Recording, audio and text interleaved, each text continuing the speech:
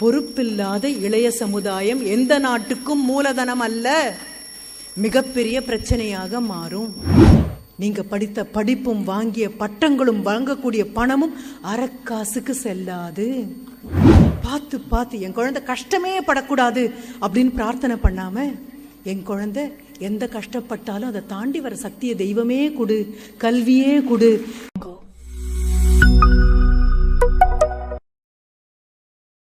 மறுபடியும் ஒரு அம்மா கிட்டேயே வரலாம்.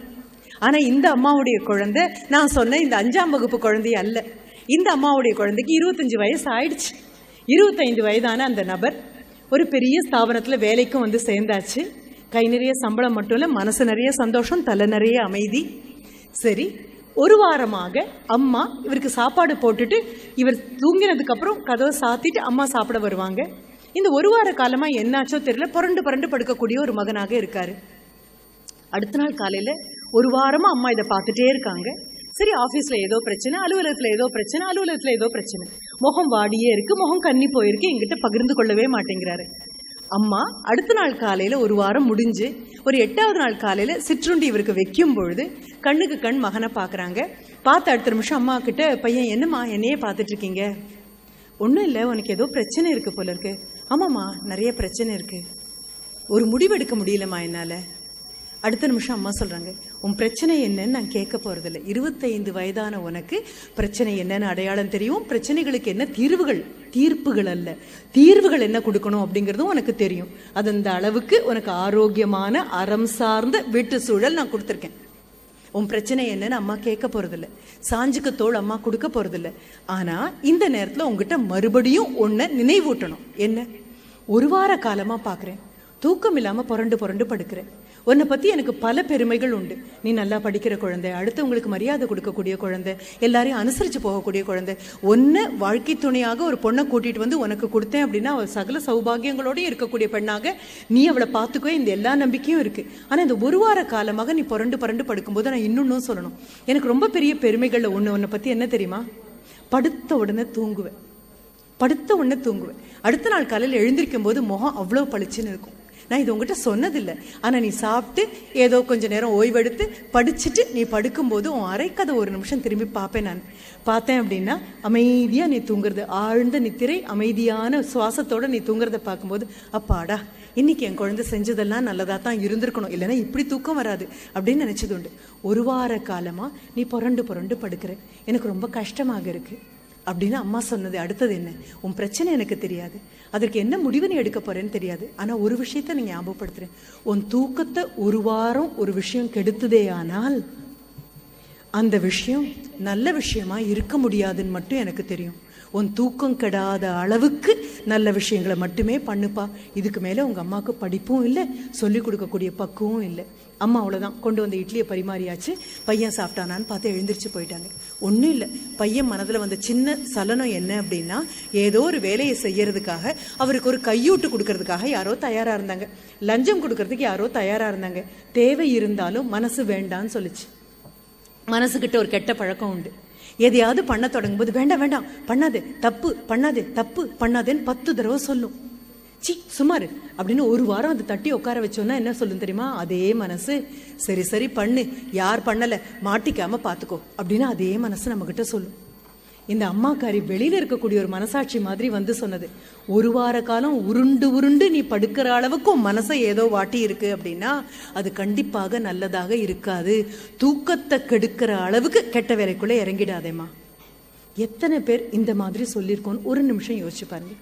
பருவத்தை பயிர் செய்யினா ஏதோ பச்சை குழந்தைய பிடிச்சு மாவு பிசைகிற மாதிரி பிசையறது அல்ல. உங்க கைக்குள்ள இருக்கக்கூடிய குழந்தைய ஒவ்வொரு காலகட்டத்திலையும் உங்களால சீர்படுத்த முடியுமா? நான் உள்ள வந்த போது நிறைய ஃபர்ஸ்ட் இயர்ல ஜாயின் பண்ணிக்கிற குழந்தைங்க அப்படின்னு நிறைய பேரை கொண்டு வந்து தாய் தகப்பன் ரொம்ப சந்தோஷமா அறிமுகப்படுத்தினாங்க. அப்போ நான் உங்ககிட்ட கேட்கணும்னு நினைச்சது ஒன்று உண்டு. ஆனா கேட்கணும்னு நினைச்சது சபையில கேட்கும்பொழுது, இனிமே ஃபர்ஸ்ட் இயர் கொண்டு வந்து சேர்க்க போற குழந்தைங்களாக இருக்கட்டும், இல்ல 2ஆம் ஆண்டுக்கு உங்க குழந்தைங்க போகும்போது மறக்காம நீங்க ஞாபகம் வச்சுக்கொள்ள வேண்டிய விஷயம். கல்லூரிகளுக்கு கொண்டு வந்து முதல் வருடம் குழந்தைய சேர்க்கும் பொழுது கையில் ஒரு சின்ன பதப்பதப்பு இருக்கும்.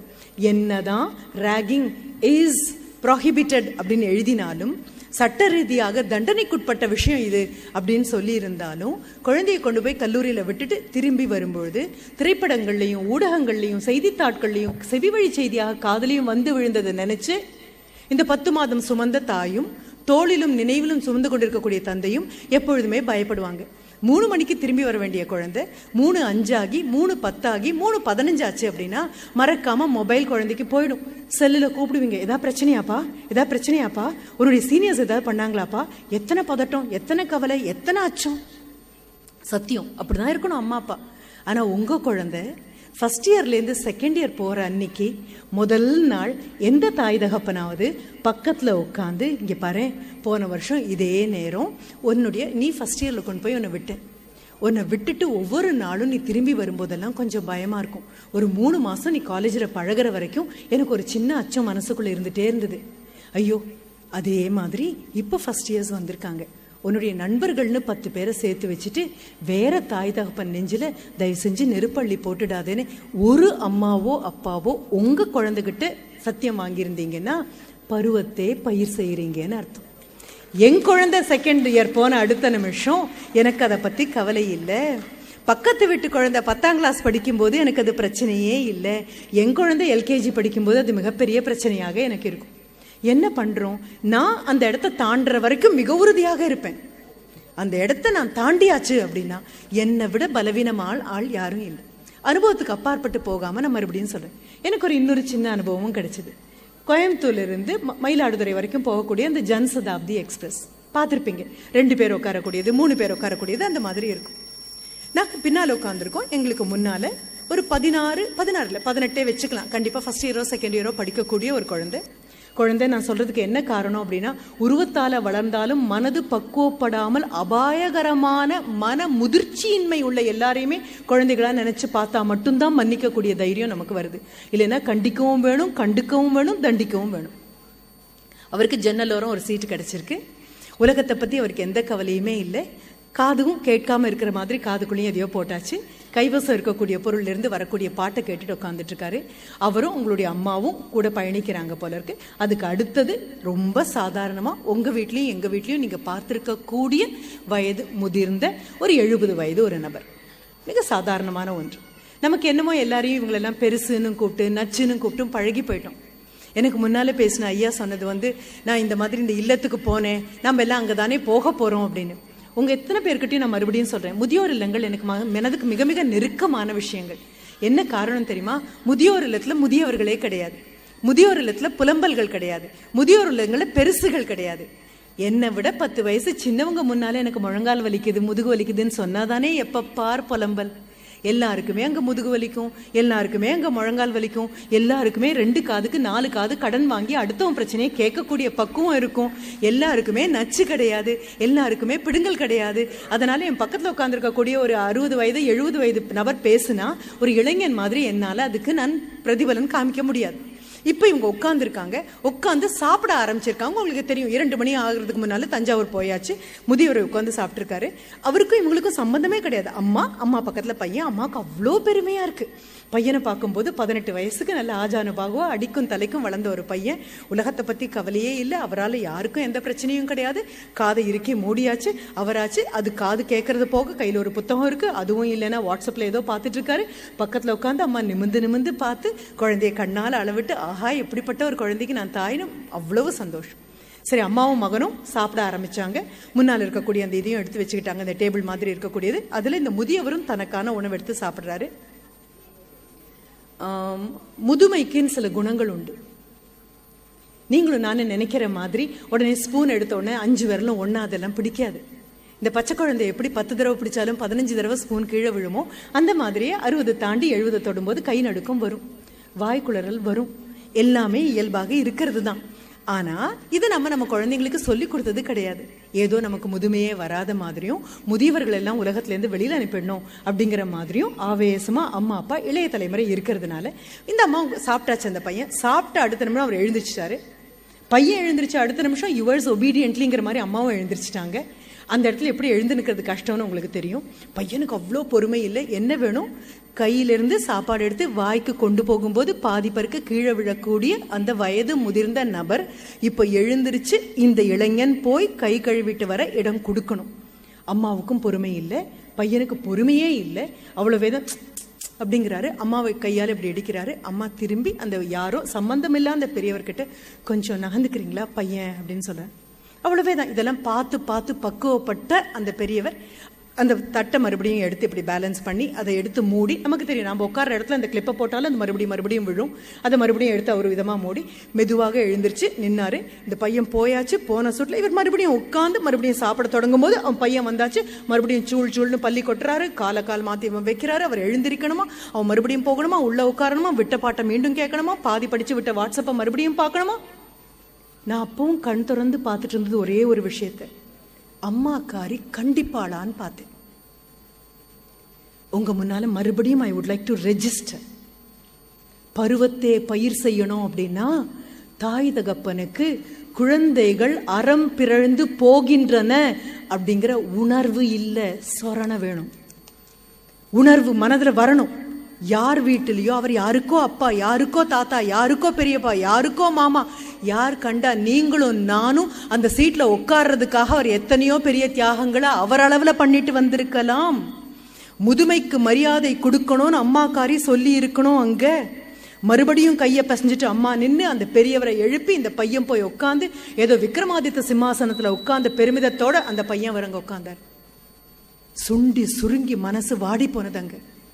நீங்க படித்த படிப்பும் வாங்கிய பட்டங்களும் வாங்கக்கூடிய பணமும் அரைக்காசுக்கு செல்லாது. இந்த நாடு முதுமையை கொண்டாடும் நாடு. இது அம்மா பார்க்கணும், அப்பா பார்க்கணும், கண்டிக்க வேண்டிய நேரத்தில் கண்டிக்கணும். இது this has to become a national character. அலட்சியமும் இளமைக்கு நீங்களும் நானும் கொடுக்கக்கூடிய அவகாசங்களும் தாய் தகப்பனும் அடுத்த தலைமுறையும் கண்டிச்சு நிறுத்தலை அப்படின்னா இந்தியாவின் 65% இளைஞர்களானது மார்தட்ட முடியாது. கையை பிசைஞ்சிட்டு பயந்துட்டு நிற்க வேண்டிய காலத்துக்கு வரும். பொறுப்பில்லாத இளைய சமுதாயம் எந்த நாட்டுக்கும் மூலதனம் அல்ல, மிகப்பெரிய பிரச்சனையாக மாறும். இது சொல்லிக் கொடுக்க வேண்டியது நாம. பக்கத்துல நின்று அம்புக்குறிகள் மாறி தடம் புரளாதேன்னு சொல்ல வேண்டியது நாம. உங்ககிட்ட இன்னொரு விண்ணப்பத்தையும் வைக்கிறேன். எல்லாம் சுபிட்சமாக இருக்கும்பொழுது எல்லாரும் நல்லவங்களா இருக்கிறது ரொம்ப சுலபம். எல்லாம் கஷ்டமாக இருக்கும் பொழுதும் நல்லவனாக இருந்தா மட்டும்தான் தக்க பருவம் பார்த்து ஆரோக்கியமான சிந்தனைகளை நீங்க பயிர் செஞ்சிருக்கீங்க. சுனாமி இந்தியாவில் மட்டும் அடிக்கல, சுனாமி ஜப்பான்லயும் அடிச்சுது. சுனாமி ஜப்பான்ல அடிச்சு குடும்பங்கள் எல்லாம் சிதறி காணாம போன ஒரு சூழல்ல சுனாமி அடிச்சு 2-3 நாள் ஆயிடுச்சு. குடும்பத்தை மொத்தமா தொலைஞ்ச ஒரு 10 வயசு குழந்தை அங்க நிற்கக்கூடிய மிக நீண்ட கியூல அடுத்த வேளை சாப்பாட்டுக்காக அந்த குழந்தை நின்றுட்டு இருக்கு. குடும்பத்தை பார்க்கல, அப்பா அம்மா எங்க இருக்காங்கன்னு தெரியாது, கூட படிச்சவங்க யாருமே இல்லை. செதறி கிழிச்சு நாரா போட்ட அந்த சுனாமியில அந்த நீண்ட வரிசையில ஜப்பான்ல ஒரு சின்ன பையன், 10 வயசு பையன், உங்க வீட்டு குழந்தைங்களே கணத்துல எடுத்துக்கோங்க, நிற்கக்கூடிய அந்த குழந்தைய பேட்டி காண்றதுக்காக வெளிநாட்டிலேருந்து வந்திருக்கக்கூடிய ஒவ்வொருத்தரையா பேட்டி கண்டுட்டு வந்துட்டு இருக்கக்கூடிய ஒரு சாதாரண பத்திரிகை நிருபர் இந்த 10 வயசு வாடி வத்தி வதங்கி போன குழந்தைகிட்ட வந்து நின்று பேச்சு கொடுக்க வரும்பொழுது, நீ சாப்பிட்டு எப்போ நாளாச்சு அப்படின்னு கேட்கும்போது பையன் சொல்றான், 3 நாள் ஆச்சு, சாப்பிட்டு 3 நாள் ஆச்சு. அடுத்த நிமிஷம் தன் தோல்ல தொங்கக்கூடிய பையில இருந்து ஒரு ரொட்டி துண்டையும் ஒரு பாட்டில் தண்ணியையும் அவங்க கிட்ட கொடுத்து, இப்ப சாப்பிடு விழுந்துருவ போல இருக்கு அப்படின்னு அந்த பத்திரிகை நிருபர் சொன்ன அடுத்த நிமிஷம் அந்த ரொட்டி துண்டையும் அந்த தண்ணியும் வாங்கிட்டு அந்த குழந்தை நேர அந்த கியூனுடைய முன்னால ஓடி போய் எந்த ஒரு ஆபீசர் எல்லாருக்கும் சாப்பாடு கொடுத்துட்டு இருக்காரோ அவர் கையில இதை கொடுத்துட்டு மறுபடியும் வந்து கியூல நின்னுட்டானா. என்னன்னு அவங்க கிட்ட கேட்டிருக்காங்க, ஏண்டா நீ சாப்பிட கொடுத்தேனேன்னு சொல்லும் போது அவன் சொன்னது, இந்த கியூல நிக்கிற எல்லாருமே சாப்பிட்டு 3 நாள் ஆச்சு, இந்த கியூல நிக்கிற எல்லாருமே சுத்தமான தண்ணி பருகி ஒரு 3 நாள் ஆச்சு, என்னுடைய டர்ன் வரும்போது வரட்டும். இந்த குழந்தை அதனால சொல்லவே இல்லை, தாய் தகப்பன் சொல்லி கொடுத்திருக்காங்க. பருவத்தே பயிர் செய். நீங்க உழவர்களாக கருதுவீர்களே ஆனால் களை உங்க கண்ணுக்கு தெரியணும், கல் உங்க கண்ணுக்கு தெரியணும், முள் உங்க கண்ணுக்கு தெரியணும். எத்தனை காலம்தான் நான் களை எடுப்பேன்னு சொல்லாதீங்க. களை எடுக்கிறதுக்காகத்தான் தாய் தகப்பனாகவும் ஆசிரியராகவும் மூத்த தலைமுறையாகவும் நாம பிறந்திருக்கோம். காலை வீசி இந்த ரோட்ல நீங்க நடக்கணும்னு உங்க குழந்தை கால தங்கத்தால செருப்பு போட்டாலும் சாலையில முள்ளும் கல்லும் சாக்கடையும் சகதியும் இருக்கிற வரைக்கும் உங்க குழந்தைக்கு அபாயம். அதீதமான சுயநலத்தை மனசுல நீங்க வாங்கிக்கிட்டு செஞ்சாலும் சரி, அடுத்த தலைமுறையை மதிக்கணும்னு உங்க குழந்தைக்கு நீங்க சொல்லி கொடுக்காத வரைக்கும் களையும் கல்லும் முள்ளும் பார்க்கும் போதெல்லாம் கையில ரத்தம் கசிய கசிய எனக்கு முன்னால போன அத்தனை பேரும் எடுத்து வீதியை செப்பனிட்டதுனால தானே நான் நல்லா இருக்கேன், எனக்கு பல்லக்கில் எல்லாரும் தூக்கும் பொழுதெல்லாம் நான் அடுத்தது பல்லக்கு தூக்கணுமே அப்படின்னு அடுத்த தலைமுறைக்கு இந்த தலைமுறை உணர்த்தாத வரைக்கும் பட்டங்கள் படித்து மகா மேதைகளாக நம்ம குழந்தைங்க ஆகலாம், பெரிய பெரிய நபர்களாக ஆகலாம். வெளிநாட்டில் ஒரு காலம், உள்நாட்டில் ஒரு காலம் தாண்டி தாண்டி தாண்டவும் ஆடலாம் குழந்தைங்க. ஆனால் ரோட்ல போகக்கூடிய அடுத்த இன்னொரு நபருக்கு ஒரு விதமான பிரயோஜனமும் உங்கள் குழந்தைங்களால இருக்க போகிறதில்லை. பயனில்லாத களைகளை மட்டுமே பயிர் செய்ய போகிறோன்னு முடிவெடுத்துட்டா வாழ்த்துக்கள். இல்லைங்க, களை எடுக்கிறோம், இன்னைக்கு வீட்டுக்கு திரும்பி போகிறோம், உட்காடுறோம், குழந்தைகிட்ட கண்ணு பார்த்து சொல்கிறோம், வயசில் பெரியவங்களுக்கு மரியாதை கொடு, சாப்பாடை வீண் பண்ணாதே, உனக்கு பிறந்த நாள் அப்படின்னு ஒரு கேக்கை வாங்கி கொடுத்தா அதை வெட்டுறேன் பேர் வழின்னு 10 பேர் முகத்தில் தேய்க்காத கேக்க. அந்த கேக்கை பண்ணவனுக்கு அவன் குழந்தைக்கு ஒரு கேக் வாங்கி கொடுக்க முடியாது. உணவை வேஸ்ட் பண்ணாதே, உடைய வேஸ்ட் பண்ணாதே, அப்பா அம்மாவுடைய கஷ்டம் புரிஞ்சுக்கோ. பக்கத்து வீட்டு குழந்தைகிட்டே அப்போ என் கஷ்டங்களை சொல்ல முடியும். பார்த்து பார்த்து என் குழந்தை கஷ்டமே படக்கூடாது அப்படின்னு பிரார்த்தனை பண்ணாம என் குழந்தை எந்த கஷ்டப்பட்டாலும் அதை தாண்டி வர சக்தியை தெய்வமே கொடு, கல்வியே கொடு, என்னுடைய நாடே கொடு அப்படின்னு கெஞ்சக்கூடிய மிக சாதாரணமான தாய் தகப்பனா நீங்கள் இருக்கணுங்கிறது தான் பிரார்த்தனை. தெய்வத்துக்கு நிகராக நீங்கள் இருக்கலாம். தெய்வங்கள் ரொம்ப அதிகமாக போச்சு, நமக்கு சாதாரண மனிதர்கள் தான் கையில் கிடைக்க மாட்டேங்கிறாங்க. சாதாரண தாய் தகப்பனா சாதாரணமான குழந்தைங்களை நாளைய பொழுது நல்ல பொழுதாக விடியட்டும் அப்படிங்கிற எண்ணங்களை தினம் பயிரிட்டு, தினம் களையெடுத்து, தினம் நீர் பாய்ச்சி, தினம் நீர் அதுக்கு உரமூட்டி வளர்ந்து அந்த குழந்தை ஆகாயத்துக்கும் பூமிக்கும் நிற்கும் பொழுது குழந்தை உங்களை பாராட்டணும். பச்சையாக இருக்கக்கூடிய இலைக்கு கை தட்டுவோம், பூவுக்கு கை தட்டுவோம், காய்க்கு கை தட்டுவோம், கனிக்கு கை தட்டுவோம், ஏன் விட்டா ஒரு செல்ஃபி கூட எடுத்துக்குவோம். குழந்தைக்கு சொல்லிக் கொடுங்க, காயும் கனியும் இலையும் பூவும் இவ்வளவு அழகா இருக்கிறதுக்கு கைத்தட்டல் பெறாமல் வெளிச்சத்தை கண்ணால பார்க்காம இருட்டுக்குள்ள மோதி மோதி ஓடி ஒரு நிமிடம் கூட ஓய்வெடுக்காமல் இருக்கக்கூடிய வேர்களுக்கு குழந்தைங்க நன்றி சொல்லி கொடுத்துட்டாங்கன்னா பருவத்தே நீங்க எல்லாரும் பயிர் செஞ்சீங்கன்னு அர்த்தம்.